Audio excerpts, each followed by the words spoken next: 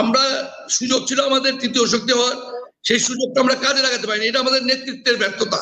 এই জামাতের লোকগুলাকে যে শেখ হাসিনা জোর করে ফাঁসি দিয়েছে, এইগুলো কিন্তু এখন বেরোবে। জিএম সাহেব, আমার দৃষ্টিকোণ থেকে আমি যেটা মনে করি, এই জিনিসটা ওনার ভুল হয়েছে, এই বক্তব্যটাই ওনার ভুল হয়েছে। তার কারণ ভারত ওনাকে নির্বাচনে যেতে বলেছে, উনি তো ভুল করে না, উনি সত্যটা ওনার বের হয়ে গেছে মুখ দিয়ে। না, সত্য ব্যাপার না, ব্যাপার যে ভারতের সাথে কি আলোচনা হয়েছে এটা বলে দেওয়া উচিত ছিল। যেহেতু আওয়ামী লীগ জাতিকে 3টা নির্বাচন থেকে বঞ্চিত করেছে, 2014, 2018 এবং 2024, সেক্ষেত্রে আওয়ামী লীগ জাতীয় পার্টি সহ 14 দলকে ন্যূনতম আগামী 3টা নির্বাচনে নিষিদ্ধ করতে হবে। আসসালামু আলাইকুম সুপ্রিয় দর্শক, দেশ এবং দেশের বাইরে থেকে ঠিক এই মুহূর্তে যে আমার এই ভিডিওটি দেখার জন্য ক্লিক করেছেন, সকলকে অনুরোধ করব ভিডিওটা না টেনে সম্পূর্ণ ভিডিওটা দেখবেন, কেননা ভিডিওটার মধ্যে খুবই ইম্পর্টেন্ট কিছু তথ্য রয়েছে। বর্তমান বাংলাদেশের রাজনৈতিক অবস্থা খুবই খারাপ অবস্থায় চলেছে এবং এই বিষয় নিয়ে সর্বশেষ যে আপডেট ভিডিওগুলো রয়েছে সেই ভিডিওগুলো এখন আমরা দেখব। তো চলুন সেই মূল ভিডিওটা দেখি। দেখার আগে সকলের কাছে অনুরোধ করব, যারা এখনো আমার চ্যানেলটা সাবস্ক্রাইব করেন নাই তারা অবশ্যই সাবস্ক্রাইব করে সাথে বেল বাটনটি অন করে দিবেন। তো চলুন সেই মূল ভিডিওটা দেখে আসি, তারপরে বিস্তারিত আলোচনা করি। আশা করি সঙ্গে থাকবেন। যেহেতু আওয়ামী লীগ জাতিকে 3টা নির্বাচন থেকে বঞ্চিত করেছে, 2014, 2018 এবং 2024, সেক্ষেত্রে আওয়ামী লীগ জাতীয় পার্টি সহ 14 দলকে ন্যূনতম আগামী 3টা নির্বাচনে নিষিদ্ধ করতে হবে। যেহেতু তারা জাতিকে 3টা নির্বাচন থেকে বঞ্চিত করেছে, তাদেরকেও 3টা নির্বাচন থেকে বঞ্চিত করতে হবে। সাথে এই 3টা সংসদে তথাকথিত এমপি মন্ত্রী যারা ছিলেন, তাদেরকে কাউকে রাজনীতিতে নির্বাচনে অংশগ্রহণ করতে দেয়া যাবে না। সরকারের উপদেষ্টারা শপথ নিয়েছেন, 2 দফায় শপথ নিয়েছেন। এখন 21 জন উপদেষ্টার মধ্যে বিভিন্ন মন্ত্রণালয় ভাগ করে দেওয়া হয়েছে। আমরা বিভিন্ন প্রশাসনের বিভিন্ন জায়গায় দেখতে পাচ্ছি যে দায়িত্ব বন্টন হচ্ছে, অবসরে পাঠানো হচ্ছে, অবসর থেকে আবার বিভিন্ন কর্মকর্তাকে এনে চাকরিতে ফেরত আনা হচ্ছে। এখন জাতির প্রশ্ন হচ্ছে যে আসলে তারা কোনটাকে প্রায়োরিটি দিয়ে কাজ করবেন। আমাদের মূল্যায়ন হচ্ছে যে এখন এই মুহূর্তে অন্তর্বর্তীকালীন সরকারের প্রথম অগ্রাধিকার হচ্ছে সরকারটার একটা যে রূপ, এটার স্ট্রাকচারটা দাঁড় করানোটা জরুরি। কারণ বিভিন্ন জায়গায় সরকার ভেঙে পড়েছে। পুলিশ প্রশাসন বলেন, সিভিল অ্যাডমিনিস্ট্রেশন থেকে শুরু করে ল এনফোর্সমেন্ট এজেন্সিস, সব জায়গাতে স্থানীয় প্রশাসন, আজকেও দেখলেন যে বিভিন্ন সিটি কর্পোরেশনের মেয়রদেরকে ডিসমিস করা হয়েছে। তো সব কিছু মিলে রাষ্ট্রের যে প্রশাসনিক বাস্তবতাগুলো আছে সেই জায়গাগুলো ভেঙে পড়েছে। অতএব তত্ত্বাবধায়ক অন্তর্বর্তীকালীন সরকার যেটা আছে, তাদের প্রথম কাজ হচ্ছে এখন এই সরকারটাকে, রাষ্ট্রটাকে ফাংশনাল করা। এটাকে চালিয়ে নেওয়ার জন্য যে ন্যূনতম প্রস্তুতি দরকার, কাঠামো দরকার, এই কাঠামোটাকে তৈরি করা। দ্বিতীয় কাজ হচ্ছে যে ফ্যাসিবাদী সরকারের বিপক্ষে আমরা দাঁড়িয়ে একটা গণঅভ্যুত্থান করেছি, যাদেরকে আমরা বলেছি যে তাদের কোনো ম্যান্ডেট ছিল না দেশ শাসন করবার, সরকার তৈরি করবার, তাদের যে প্রেতাত্মারা এখনও বিভিন্ন জায়গায় বসে আছে।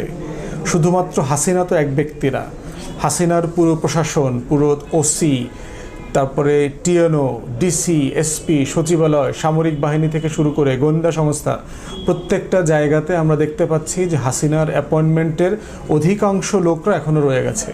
সচিবালয়ের অধিকাংশ সিনিয়র কর্মকর্তারা এখনও হাসিনার অ্যাপয়েন্টিজ রয়ে গেছে। অতএব দ্বিতীয় কাজ হচ্ছে এই জায়গাটাকে পরিষ্কার পরিচ্ছন্ন করা। এর মানে এটা না যে হাসিনা আমলে যারা ছিল, চাকরি করেছে, সবাইকে বাদ দিতে হবে।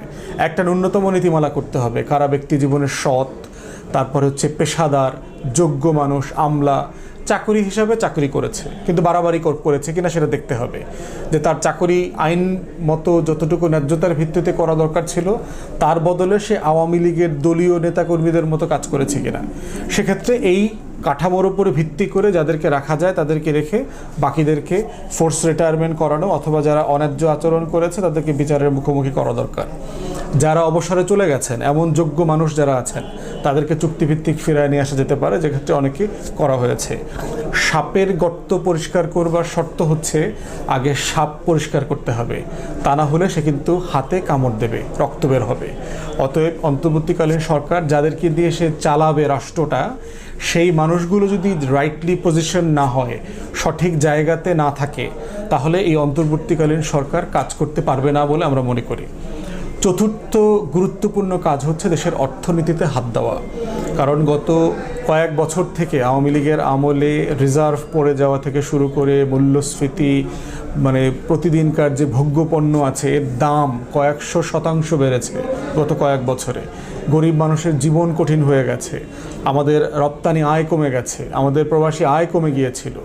এর প্রত্যেকটা জায়গাতে আমাদের কৃষক, কৃষি উৎপাদন, আমাদের মাছ, মৎস্য খাত যেগুলো আছে এগুলো প্রত্যেকটাকে একটা ভারসাম্যমূলক জায়গায় এনে আমাদের অর্থনীতিটাকে চাঙ্গা করাটা খুব জরুরি কাজ হয়ে গেছে।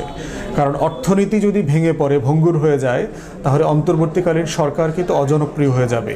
এবং জনগণ একই দাবিতে, যে দাবিতে তারা মাঠে নেমেছিল, আওয়ামী লীগের বিরুদ্ধে প্রতিবাদ করেছে, মিছিল মিটিং করেছে, তাদের বিরুদ্ধেও তারা একই কাজগুলো আবার করবে। আমাদের দুর্নীতির খাতগুলো দেখেন, যে বিদ্যুৎ জ্বালানি একটা মানে প্রচুর লুটপাট হয়েছে। যে মন্ত্রণালয়গুলো থেকে সবচেয়ে বেশি টাকা বিদেশে পাচার হয়েছে শেখ পরিবারের বাটপাররা, যারা মন্ত্রণালয়টা চালিয়েছে। দুইটা মন্ত্রণালয় সরাসরি দেখবেন সবচেয়ে বেশি লুটপাট হয়েছে, লম্বা সময় প্রতিমন্ত্রী দিয়ে চালিয়েছে। এই দুইটা মন্ত্রণালয় চালিয়েছে হচ্ছে সজীব ওয়াজেদ জয়, এই শেখ হাসিনার যে উপদেষ্টা ছিল। এবং এই দুইটা খাত থেকে আমাদের সবচেয়ে বেশি টাকা পাচার হয়েছে। অতএব প্রায়োরিটি ভিত্তিতে এই দুইটা মন্ত্রণালয়ের ব্যাপারে সব করা দরকার, ইনভেস্টিগেশন করা দরকার। তদন্ত করে কোথায় টাকা পাচার হয়েছে, কিভাবে হয়েছে সেগুলো ফিরিয়ে নিয়ে আসা, দোষী ব্যক্তিদেরকে শাস্তির মুখোমুখি করা, তারপর হচ্ছে একটা ইনভেস্টিগেশন কমিটি করা, এর মাধ্যমে জাতিকে জানানো এখানে কি পরিমাণ লুটপাট হয়েছে। ডিজিটাল বাংলাদেশ করবার যে প্রকল্প, শেখ মুজিবের মুজিববর্ষ পালন করার যে প্রকল্প, এই প্রত্যেকটা হচ্ছে দেশের হাজার হাজার কোটি টাকা লুটপাটের একটা প্রকল্প ছিল। অতএব এগুলোকে প্রায়োরিটি ভিত্তিতে তদন্ত করে এই লোকগুলোকে দোষী সাব্যস্ত করা দরকার এবং বিচারের মুখোমুখি করা দরকার। তারপরের কাজ হচ্ছে যে গণহত্যাগুলো হয়েছে, আপনারা দেখেছেন গত কয়েকদিন আগে পিলখানা গণহত্যায় যারা পরিবার আছেন তাদের সন্তানরা প্রেস কনফারেন্স করেছে, তারা বিচার দাবি করেছে। বাংলাদেশের দুইটা ফোর্স, বিডিআর এবং আমাদের যে সেনাবাহিনী, সামরিক বাহিনীর সদস্যরা, তাদেরকে মুখোমুখি দাঁড় করিয়ে একজনকে দিয়ে আরেকজনকে হত্যা করা হয়েছে। এই পিলখানা গণহত্যার বিচার দরকার। শাপলা চত্বরে 2013-তে হেফাজতের উপরে যে গণহত্যা হয়েছে, এটার একটা বিচার দরকার। বিএনপি, জামায়াত, হেফাজত থেকে শুরু করে বিরোধী দলের নেতাকর্মীদের উপরে যে গণহত্যা হয়েছে গত 16-17 বছর ধরে, এটা দিয়ে একটা তদন্ত কমিশন করে বিচার করা দরকার। এই গত জুলাই আগস্ট মাসে আমাদের ছাত্র জনতার উপরে যে গণহত্যা হয়ে গেল, জাতিসংঘ বলেছে 650 নাগরিককে হত্যা করা হয়েছে 3 সপ্তাহে। তার ভিতরে 67 জন ছাত্র আছে, কিশোর আছে, যাদের বয়স 18-র নিচে। এবং জাতিসংঘ এখানে সাহায্য করবার জন্য তাদের সাহায্য অফার করেছে। আমার মনে হয় বাংলাদেশ সরকারের পক্ষ থেকে, অন্তর্বর্তীকালীন সরকারের পক্ষ থেকে এটাকে স্বাগত জানানো দরকার এবং এটাকে কিভাবে সামনে এগিয়ে নিয়ে যাওয়া যায়, মানবতা বিরোধী অপরাধের বিচার করা যায়, সেটার জন্য আমাদের কাজ করা দরকার। ভিডিওটা দেখার জন্য অনেক অনেক ধন্যবাদ। ভিডিও সম্পর্কে আপনার কি মতামত সেটা অবশ্যই কমেন্ট বক্সে কমেন্ট করে জানাবেন। ভিডিওটা অবশ্যই লাইক করবেন, যদি পারেন ভিডিও সম্পর্কে প্লিজ 2টা লাইন কমেন্ট করে জানাবেন, আর অবশ্যই ভিডিওটা শেয়ার করে দিবেন। আর আপনি যদি আমার চ্যানেল নতুন হয়ে থাকেন তাহলে অবশ্যই চ্যানেলটা সাবস্ক্রাইব করার সাথে বেল বাটনটি অন করে দিবেন, যাতে করে প্রত্যেক মুহূর্তের আপডেট ভিডিও আপনাদের কাছে আমি পৌঁছাতে পারি।